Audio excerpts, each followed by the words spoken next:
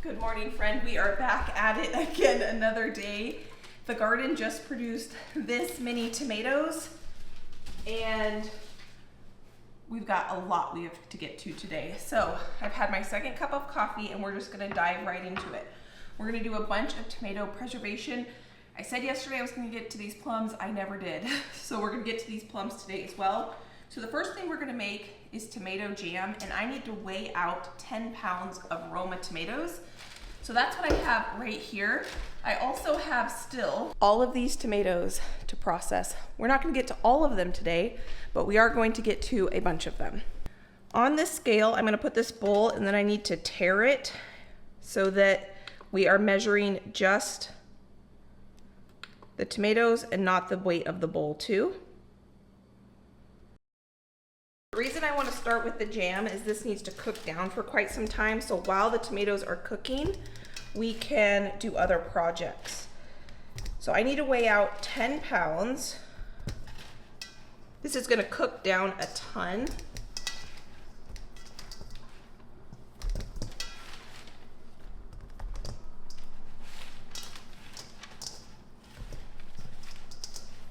The majority of the things in this bowl are tomatoes, not plums. So I'm gonna move the plums over to this bowl so I can finish weighing out the tomatoes.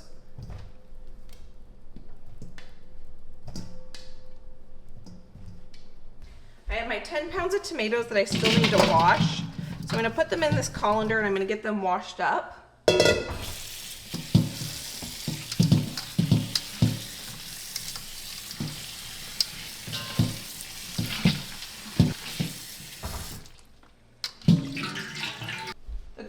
About this recipe is we do not have to peel these tomatoes. I almost said potatoes. These are tomatoes. I'm gonna make them in this roaster pan because it has more surface area and I think it'll cook down a little bit faster. I do want to take the core piece out, so I'm gonna cut that off and get that in here. This will go to the chickens, and this is what we're gonna make our jam in. A couple of the other things we're gonna do today, if we can get to it, which I'm sure we will be able to. I'm not gonna say I'm sure, we are going to get to it, even if I'm in this kitchen until midnight. We're gonna make diced tomatoes for the canner with those tomatoes and the tomatoes that are on the other shelf. And we're gonna take care of those plums because those need to be taken care of before they go bad. And I've got to empty the freeze dryer and refill the freeze dryer. I've got a couple other things on my list, but we'll just see if we get to them. Once I finish taking the tops off these tomatoes, this is one of my favorite times of year, but it is a lot of work. It's gonna be an overwhelming but beautiful thing all at one time. You can have so many different emotions that go along with this time of year. But when it comes to when the garden season is over, I think that's one beautiful thing about this time of year is you wait for it for so long, the anticipation just builds up and it becomes this amazing thing once it's finally here. You get to enjoy it, you get to enjoy all this beautiful, delicious, fresh produce, and then it becomes a little overwhelming, becomes crazy, and then you're ready for it to be done, and then it's done. And then you get to enjoy a winter, a break, a breather, and then you get excited about it again. And it's just this one beautiful cycle. So anyway, I think I'm gonna cut each of these in half just to help start the cook down process. Now, tomato jam sounds kind of odd, right? Well, tomato jam is basically like a ketchup. I'm thinking I will use it to top meatloafs, put on meatballs, put on hamburgers. This is not going to be, for me at least, I know some people that do like this jam on their biscuits and things like that. I'm not going to use it that way. I'm going to use it for kind of topping burgers. Think of it as like a fancy ketchup, basically. I've never made it before. I've just seen other people make it and it looks delicious. So that's what we're doing today.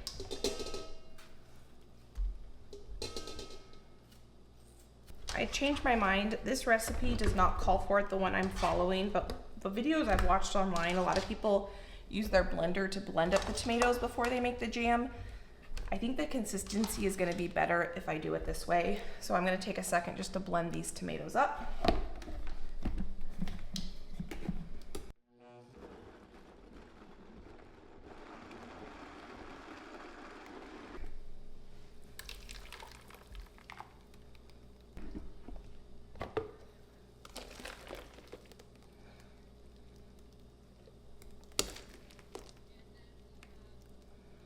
To the tomato jam, we need to add 7 cups of sugar. So remember, this is a jam, it's supposed to be super sweet.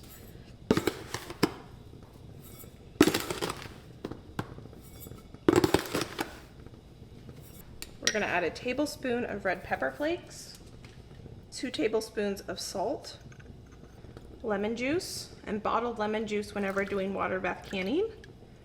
Get that in there. Now we're gonna let this cook for probably about 2 hours. While this is cooking, we can get going on other projects. So that didn't even take 15 minutes to get this first project on the stove ready to go. Feels great to have the first project started. Now we're gonna get going on the second project, and we are going to water bath can diced tomatoes. I have never canned diced tomatoes before, so this is something totally new to me. I've canned tomatoes every other way imaginable, but I've never done diced tomatoes, so we're gonna give this a try. We do need to peel the tomatoes for diced tomatoes, so I'm just going to cut the end off. And before we even got started today, I put on a 30 quart pot that I have on to boil, because we're gonna blanch these to peel off the skin. This recipe, I don't need to weigh or anything, because I just need to fill jars, and we're just gonna fill as many jars as tomatoes we have ripe that are ready to go into a jar. And I'll kind of explain that more as we get to filling the jars and what we're gonna do to them to make sure they're safe for water bath canning.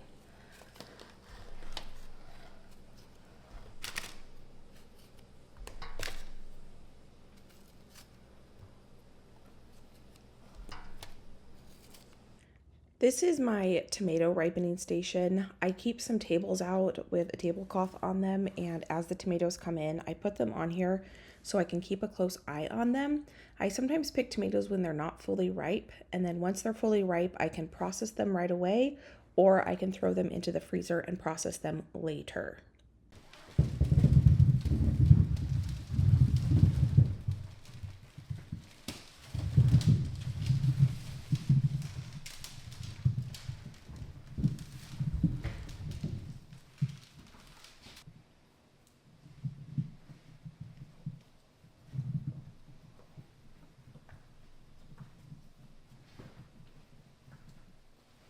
Tomatoes I just picked this morning. Some of them are ready to be processed today. Some need to ripen a little bit more. So I'm just going to go through and grab the ones that are ripe, and we'll put these into diced tomatoes. The rest I think I'm going to turn into paste tomatoes later on this growing season. I'm just going to carry over the ones that are ready.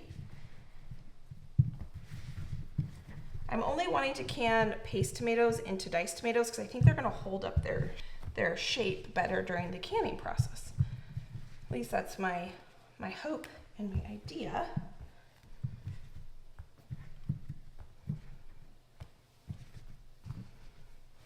Oh, throwing things.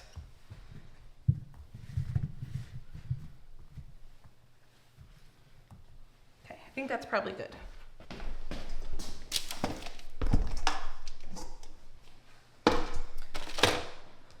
I think I'm going to start the blanching process before I manage to process these.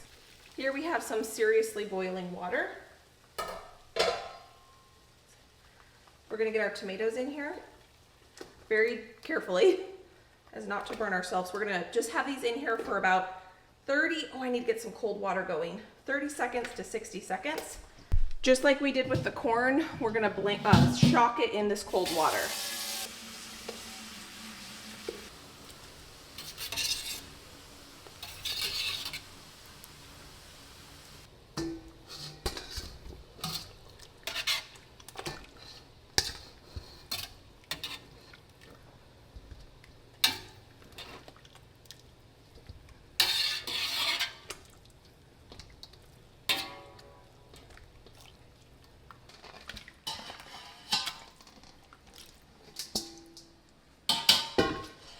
how beautifully these tomato skins come off.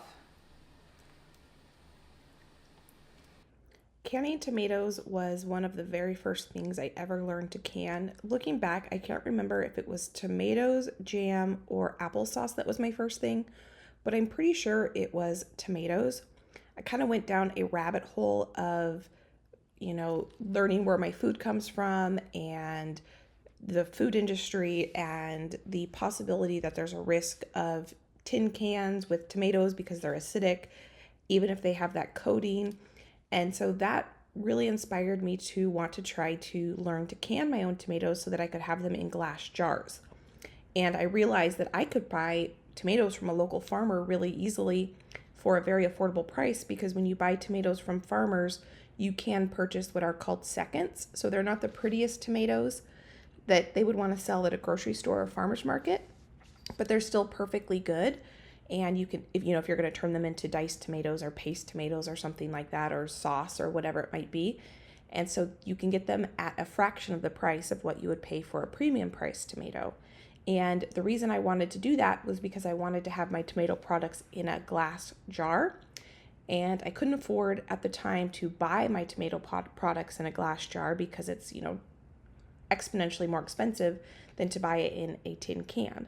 And just a little bit of, history of my story of getting into canning. And now I do it for a whole bunch of other reasons. One, I enjoy trying to grow my own food, and I love supporting local farmers. And there's just so many reasons why I love doing it. Now, one thing that I am so impressed with is every single paste tomato that is coming out of my garden is from 10 plants.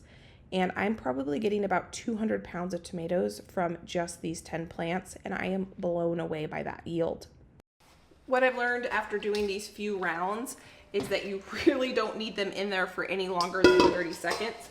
The first round of tomatoes I had in there, I left in too long. What happens is the tomato starts to cook, and you don't want that. And the skins just literally peel off with them being in there for 30 seconds. I mean, it is no effort to get these peels off. I haven't done this in years.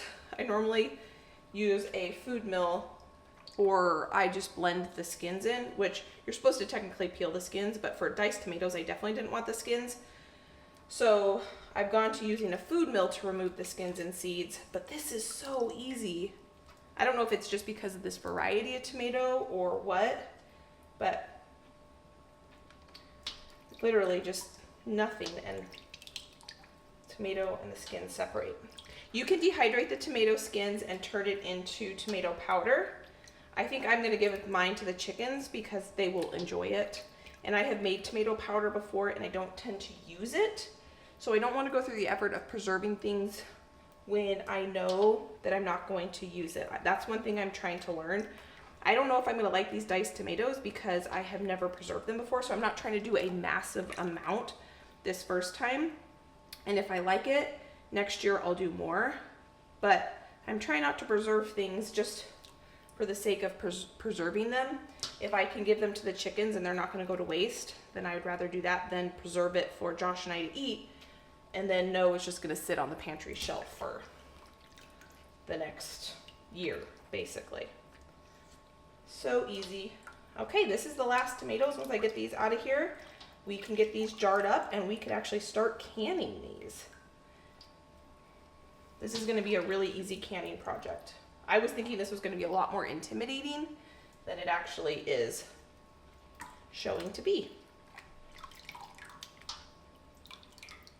You could can these whole too, but I think I am going to go ahead and dice them because I don't ever use whole tomatoes in any recipes. So we're going to get these peeled tomatoes in jars. Before I do that though, I want to empty my big pot of water that I have on the stove and put some fresh clean water in it because we're going to be water bath canning these tomatoes in that pot. Today's going by a lot quicker than I thought. The jam is reduced by about half. I'm going to get this water just on to slowly warm up. I don't want it boiling or anything like that because my tomatoes aren't super hot. We do need to put hot water in them before we put them in the canner, but I'm just gonna dice these up into cubes. I've got my jars here. I ran these canning jars through the dishwasher yesterday so that they would be ready and prepped for me. And I'm just gonna dice these and put them directly into the jar. The top ones are holding their shape really well because I barely blanched them. The ones on the bottom, the first ones, I cooked them a little too long, so I don't think they're gonna hold their shape quite as well, but I think they're still gonna end up hopefully beautiful in the jar.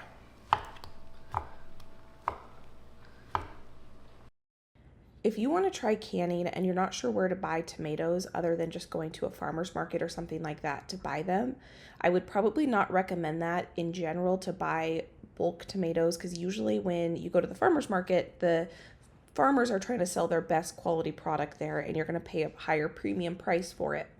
So a couple ways you could go about trying to find tomatoes for canning would be when you go to your farmer's market, ask the farmers, hey, do you sell canning tomatoes? Do you sell seconds? Do you sell in bulk? Can I get a better price? Some farms say nope, they don't do that, and some do.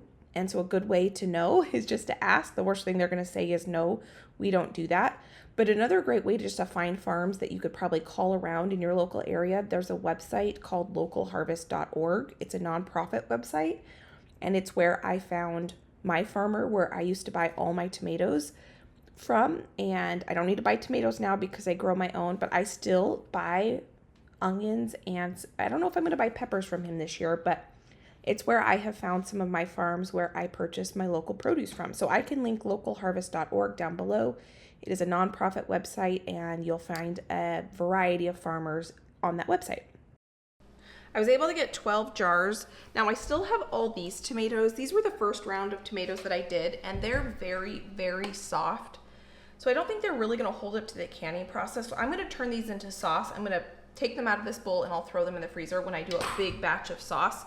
So they're not gonna go to waste. I just don't wanna make them into diced tomatoes because I think they'll just fall apart in the canning process. Because we're water bath canning these, we need to add a little lemon juice or citric acid. I have always preferred the flavor of the lemon juice to the citric acid, but whatever you prefer, go ahead and add that.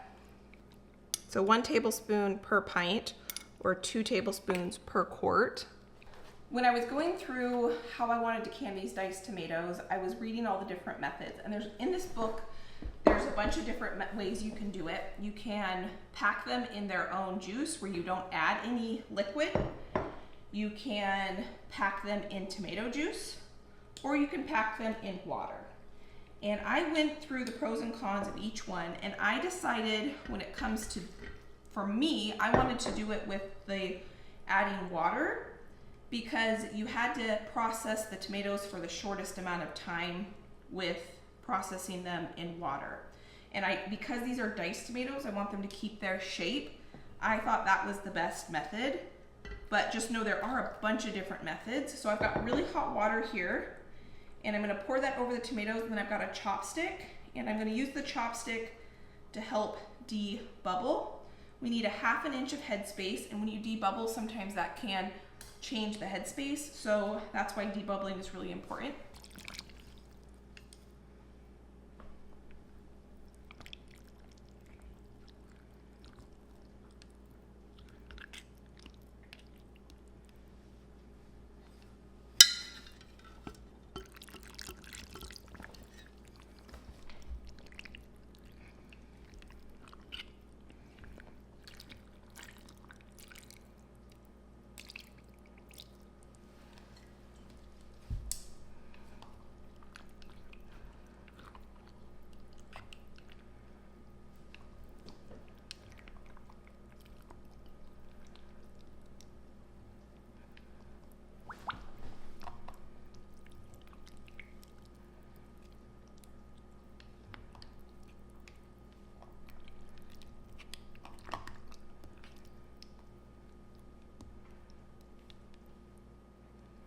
I'm also going to add a little bit of salt to each jar. This is optional, but I like to do it.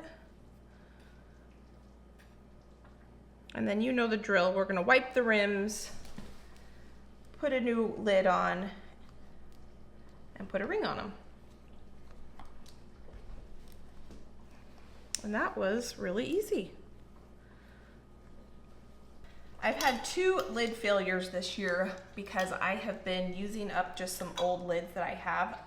I haven't been using just my favorite canning lids, my 4-jar lids. I've never had a seal failure when it comes to my 4-jar lids.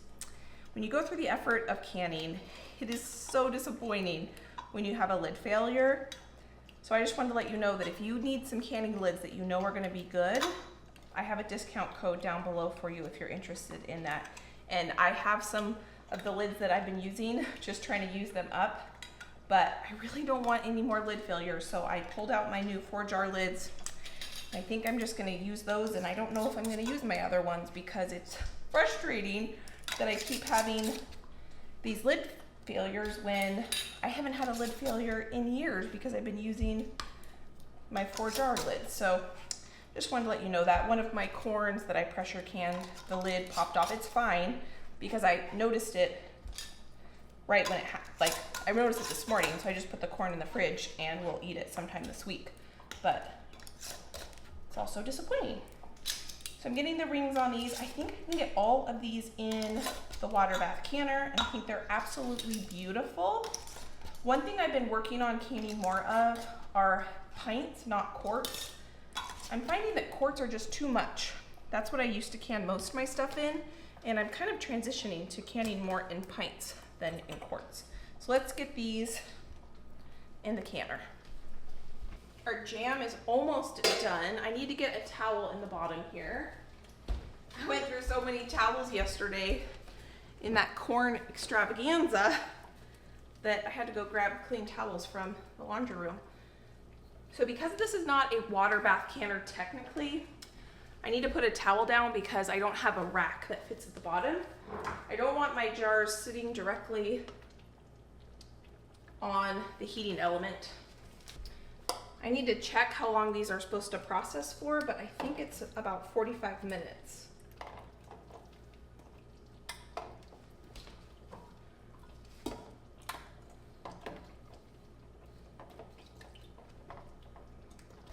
Second project is on its way to being done, and these need to process for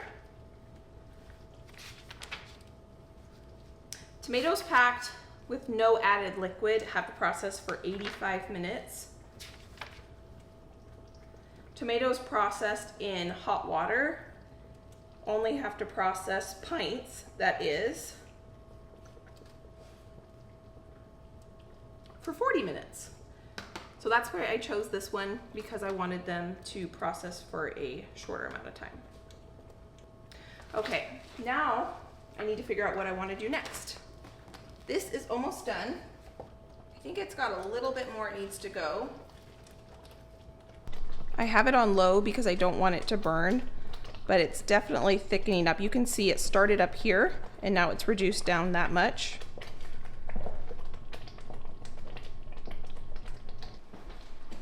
I think the next thing I'm going to tackle right now is these plums, because these plums have been stressing me out just a little bit because they need to be dealt with or they're going to go bad, and that's the last thing I want to have happen to them.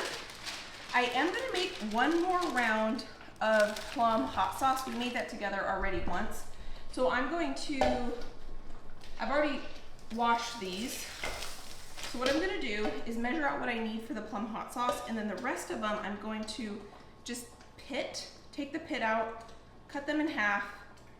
I'm going to put them on this baking sheet, and I'm going to flash freeze them so I can use them in different recipes throughout this next year. I'm thinking smoothies, turn them into jam. I have some plum jam down there already, so I don't want to make that yet. So I want to keep them whole and versatile so that I can figure out what I want to do with them later this coming year. Okay, so I'm going to give the pits to the chickens. First I need to measure out for the hot sauce though, because that hot sauce was so good. This is not a canning recipe that I found online. It's just a refrigerator hot sauce, and I've already eaten a lot of it because it is phenomenal. And it's all homegrown ingredients. So the ripe ones, the ones that are really, really soft, I'm gonna turn into the hot sauce.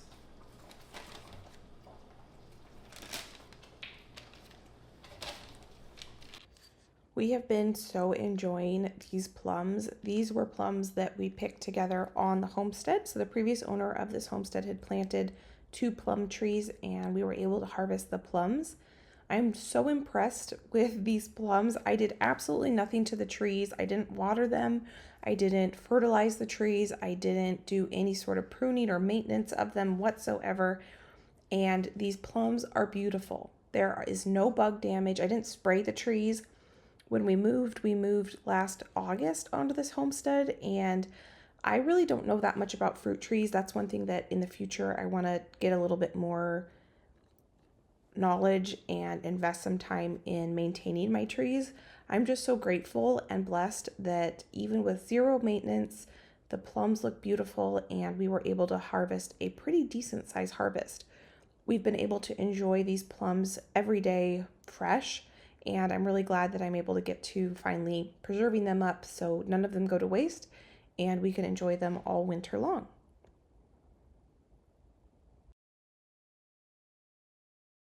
Now that I've completely made a mess of my stove, I think this jam is basically done. You can see when I run well, maybe I'll let it cook just a little bit more. You can kind of see how there's a trail leaving behind. I think I want it to cook just a little bit more. Thanks, Josh. It's really getting going here. Thank you. Josh just put a piece of foil over my disaster. My tomato jam so that it's not making quite as much of a mess. I thought, you know what? Before this tomato jam hardens on my counter, I'm going to take a second to wipe it up. It's always easier to clean when things are still like liquid and aren't dried. So let's get this cleaned up real quick. I think we have the consistency I want now, but I tasted it and it's very sweet, which I guess it should be because it has so much sugar in it, but I don't feel like the flavor is very balanced. So I'm actually going to add some vinegar. And you can always make things more acidic when you're water bath canning, which is exactly what I'm doing. So I'm totally comfortable adjusting this recipe by adding some more vinegar to make it more acidic. So now I'm going to go ahead and cook it down. Well, let me give it a taste test because I just made it a little bit more liquidy by adding that liquid. And get this stirred in and see if that helped balance the flavor at all. It will thicken as it cools too because there's so much sugar in it.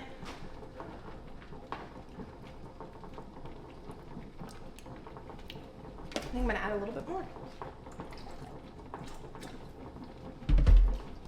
Now I'm gonna turn the heat back on and let this continue to cook down. I'm gonna put that piece of foil back on because I don't feel like cleaning my stove. I mean, I'm still gonna have to clean my stove, but not as bad. And I dropped both of these in there, so these need to go in the sink because they are super sticky.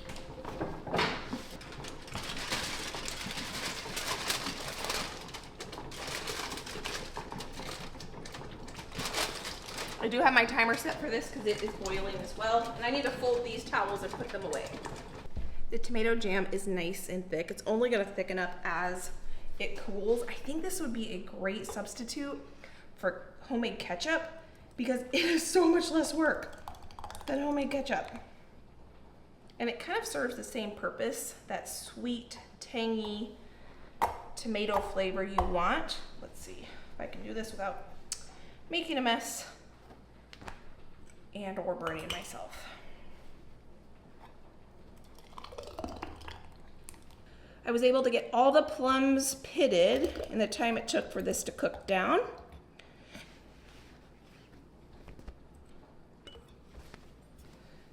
And we don't need to add any lemon juice or anything because we already added that during the cooking process.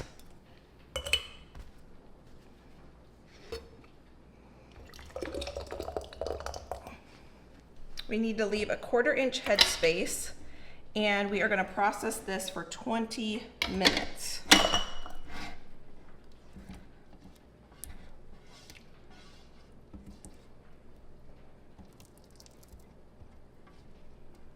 The one thing about this recipe is it's very sticky. This is messy. I did get it scraped out and put into a little jar, the extra that didn't fit in these jars. And we're gonna get these in the canner as soon as the other tomatoes come out.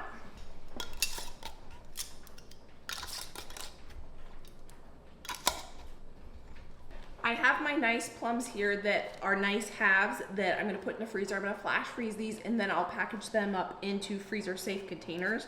But I want them frozen individually. And here is where I have all my bits and pieces of plums that I'm gonna turn into a sauce. So they didn't come off the pit perfect, so we'll just blend those up. These, I don't know what I'm gonna do with them yet, but they are safe now in the freezer. They didn't go bad, and we can figure out what we wanna do with them later.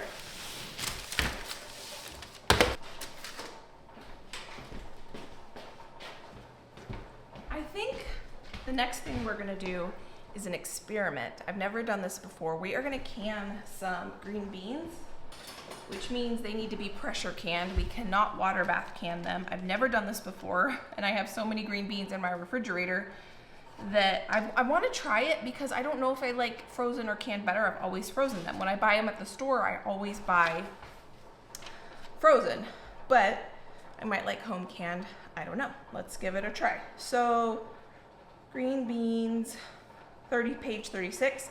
I am using my canning manual. This is my favorite resource when it comes to the directions on canning. That way I know that I'm using the proper directions for my proper canner. Okay, this looks really easy. We're gonna pack clean washed beans into a jar with 1-inch headspace, remove air bubbles, and fill with boiling water. Pressure can for 20 minutes. Pints and 25 minutes for quarts. I think I'm gonna do pints. I'm gonna get my pressure canner on the stove, warming up. I wanted to get this done today because I already have other things going, and I thought it's gonna feel good to get this out of my refrigerator. I have so many fresh green beans coming out of my garden right now. We can't eat them all fresh, and so I wanna make sure that I get these preserved up so they don't go bad. Now I have 2 different varieties of green beans in this colander right now. The ones that I'm working with right here are called contender green beans. They are a lighter green bean. They're a little bit bigger. And those used to be my favorite varieties of green beans. They're a bush bean variety, meaning you don't have to trellis them. They grow in a little bush. When I first started this project, I was going to put just a mixture of both those and my other green beans that I have, which are called jade green beans. They are also a bush bean variety that you don't have to trellis because they grow in a little bush. And I thought, as I was doing this, I thought, why would I mix the two? Because canning is going to cook them mostly. So this jar here that I'm working with, I decided to not mix the 2 varieties. And in this one jar, I'm going to just put my jade green beans, and the other jars are all going to be just contender green beans. So after I pressure can them, I'm going to open the same day when I open these up. I'm going to open the contender green beans and the jade green beans, and I'm going to do a side-by-side comparison taste test to see which one we like better. Because when you're pressure canning, you're cooking them, and they both might not cook up the same way. And how am I going to know which variety we like better unless I do a side-by-side? Here you can really see that one on the right-hand side, the dark green one, that is my jade green beans. They're more of a, like if you think of like a French green bean, they're more of that style of a green bean as opposed to the contender green beans that are just more of a traditional green bean. And so I was able to fill up these jars, and I'm excited to give that a try. So the diced tomatoes are done. They have processed for their proper time. So I'm turning that off, and I'm going to let the tomatoes just sit in the hot water for about 5 to 10 minutes, and then I'll remove them. That helps prevent siphoning, which is when you take a jar out of a really hot liquid and the temperature between the room and the jar is so significant it can cause the liquid to come out of the jar, and it can sometimes inhibit a good seal. So it's always best just to let it kind of sit in there for a few minutes before you take it out. So now I'm going to debubble these green beans.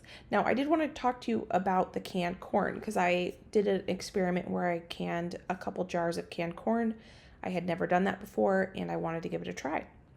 Well, like I said, one of the jars did not seal, so I had to put it in the refrigerator and we ate it and it tastes really good. I think I like the flavor of the frozen corn better because it's definitely a fresher flavor. Canned corn is cooked, but I think for any sort of like chili or soup or anything like that, the canned corn is really, really nice, and it's going to be super convenient because I don't have to thaw it. So I think moving forward, I probably will do both canned corn a little bit more than I did this year, next year, and I'll do frozen corn. I'll probably do a mixture of both so that I can have the convenience of the canned, but then when I want to make a fresh corn salsa or something like that, I can use the frozen. So here we're going to get these beans in the pressure canner. Today I'm going to use my stovetop pressure canner because I'm going to be in the kitchen and I can babysit it a little better as opposed to my electric one. Okay, I think I can unload the diced tomatoes. I'm excited to see what they're going to look like. We've got the, what are they called? The green beans in the pressure canner. So that needs to come up to pressure, or it actually needs to vent. So there's a little vent thing right here and that needs to vent for 10 minutes. I decided to use my stovetop one, not my electric one today, just because I'm going to be in here and I can keep an eye on it.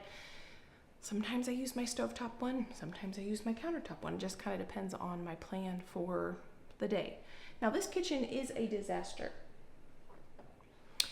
And there is still about 20-ish pounds of zucchini in my refrigerator, and I'm trying to figure out what the next best step is. Yesterday was such a massive canning marathon. I'm sorry, we didn't can a ton. We canned just the corn over there. But it was such a huge preservation marathon, and today is pretty big.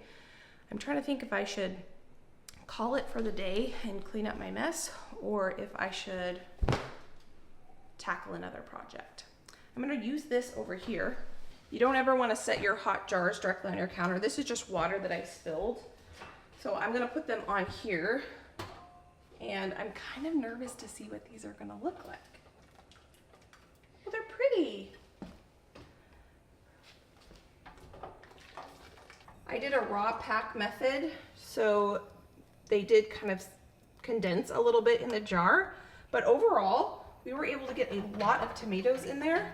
I'm really happy with the way that that's turning out. I guess the time will tell when I open them to see what kind of texture they have.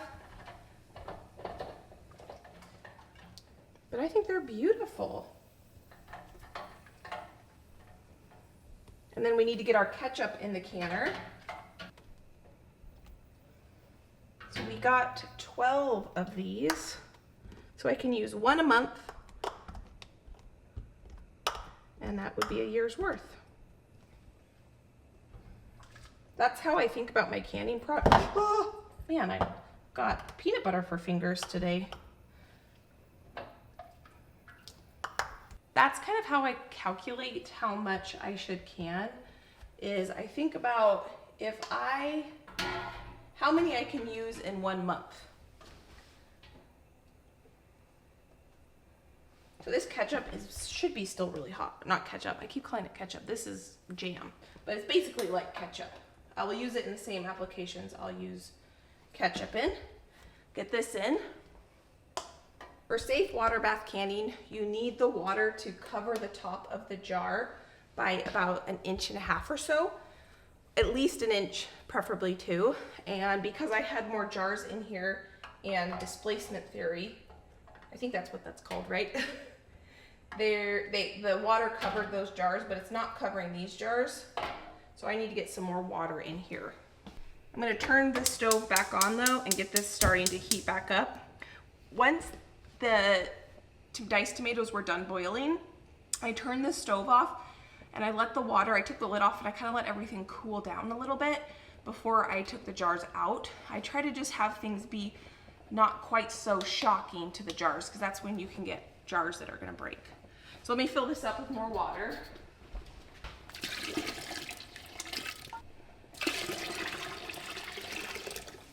I had a jar fall over. There we go.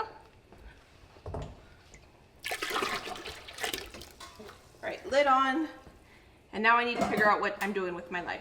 I decided to go ahead and make the plum hot sauce. I was thinking I might just freeze the pulp, but I'm not canning this, so I can get this project started and ended. So I have a ton of plums in here, a ton of red hot chilies, and then I've got to add a few more ingredients.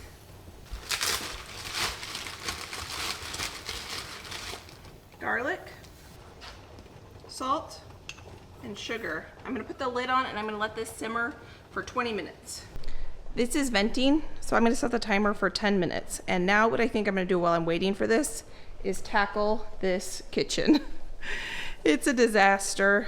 The reality, I'm gonna rinse that out and I'm gonna use that for the hot sauce, but I'm just being 100% real with you. Here's what I'm working with. Let's get this cleaned up. My friend, here is the reality of a big food preservation day. I got in here, I got a ton of things off my list that needed to be done, and I was able to be super productive, make the kitchen a mess, and now I'm going to clean it up, and it's going to be a couple days before I'm able to get into any more food preservation projects. But this is the reality, is sometimes I use a ton of bowls, a ton of dishes, and I make everything sticky, and now it's time to get it cleaned up. So I just put all of those cut plums that I didn't use into that reusable silicone bag, and I will find something to do with that. I'm not sure exactly what I'm going to do with it, but I will turn it into something on another day. These are the plum tomatoes that I peeled. I'm going to get those in the freezer. It has now been 10 minutes, so I can put my weight on my pressure canner, and once it comes to the proper pressure, I can set the timer and we can have our green beans pressure canning for us.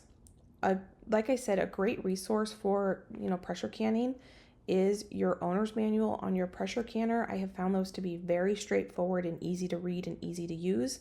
Another really good resource for pressure canning or canning in general is the USDA Home Food Preservation website. If you just Google that, you can type in anything you want to can and the directions will pop right up, and it's a really easy website to navigate.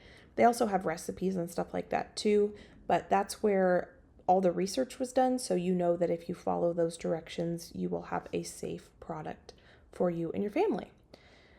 Now it's time to get these dishes tackled. I did not start with an unloaded dishwasher. You've probably heard me say before, normally when I get in the kitchen to do a big marathon day of any kind, I like to start with an empty dishwasher.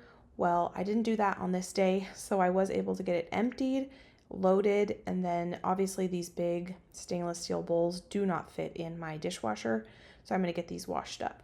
I don't always wash everything and clean the kitchen right when I'm done with a big day like this, just to be completely transparent with you, but I still had time while my pressure canner was going, and so I thought it's going to be a lot easier for me to wash these dishes now, and instead of waiting until tomorrow when all the sticky stuff becomes dried on there. So I did take the time on this day to get them washed, but the reality is sometimes I just don't have the time. I only have the time to do the cooking project or the preserving project, and then I need to take a break. But on this day I was able to get to it, which was fantastic. I also did pull out a freezer meal, and I just pulled out some I pulled out the steak kebabs on this day, and I threw those on the grill after I got the kitchen cleaned. And that's one of the beautiful things about having freezer meals is I didn't have to worry about dinner. I could just worry and focus on getting all of this produce taken care of so it doesn't go bad on me. Now that is my hot sauce that I'm going to turn into hot sauce. I think I forgot to say that I added vinegar to that too. And once that cools down, I can blend it up, strain it, and put it in a jar to enjoy. I'm not going to can that. It's just going to be a refrigerator recipe. Both my water bath canner and my pressure canner were done. The timers had gone off, so I turned those off, and I'm going to let those sit again until probably about 5 or so minutes, and then I'll remove the jars. And this was a fantastic day. So not only did we get a bunch of produce taken care of, we also got the kitchen cleaned, which is a win-win-win. I feel like we did a lot today because we did. And I have to say, I think I have a weight lifted off my shoulders right now. I still have a ton of work ahead of me. I am looking at probably 150-ish pounds of, maybe 100 pounds of tomatoes out over on that table over there. Plus there's probably another 100-ish pounds of tomatoes in the garden. We did not get to the zucchini today, but we got a lot of stuff done between yesterday and today. I still need to blend this up once it's cooled, and then I'll get it jarred up. I need to empty that once it's come down from pressure. It's done. I have the stove off, but it takes a good half an hour for it to come down to pressure. And then I'll let it sit there for probably another 10-15 minutes. I'll take the lid off, let it sit again, and then I will empty the beans. I'm excited to try the canned corn and canned green beans. I might not like it. We might prefer frozen because that's what I've always done. But that's why I figured, hey, let's give it a try. Do a few jars of each and we'll see. And I'm glad that I have 2 different varieties of green beans, so that maybe one variety of green bean does better in the canner than the other, versus if I only had one variety and we don't like the way it turned out just because of the variety, not because it's canned, I wouldn't know that. But now at least I have 2 options. I've got the contender green beans and 1 jar of jade green beans in there. So that's gonna be a fun thing to decide and see if we like it. It might be our new favorite thing, or it might be a pantry challenge item to get through, but only time will tell. But I have to say, the amount of work that we have done over the last 2 days has been incredible. So thank you for being here with me. So I'm not alone in this. It's been fun. It does feel like, I have to say, I felt like a lot of weight of this produce, not literally, but figuratively, the pressure of and responsibility of, making sure I got it put up before it goes bad. But I feel like we're in a good spot. I feel like we got a ton of stuff out of the refrigerator and in the freezer. Some of it we'll deal with later and turn into its final product. Some of it we got it turned into its final product. This just needs to cool. Once this cools, I'll blend this up and get it jarred up for the refrigerator. One of our new favorite things. It's absolutely delicious. And I pulled out some grilled meat from the freezer, so that thawed while we were doing this and just marinated. I turned my grill on when I took the compost stuff out to the chickens. And so tonight for dinner, I'm gonna slice up some cucumbers, slice up some tomato, put some olive oil, salt and pepper and balsamic on that. I'll grill up the meat, and that is gonna be dinner tonight. Something super, super easy. I don't have to do any food preservation projects tomorrow because I need to sit and work on the computer all day tomorrow, but we will be back at it on Thursday and Friday. A ton more projects. But it's good. It's a good kind of work. It's a good kind of tired. I will sleep well tonight. I slept fantastic yesterday. I still need to sweep and mop. The floor is not near as dirty as it was yesterday, but it could do with a good sweeping and mopping, and I will do that later tonight.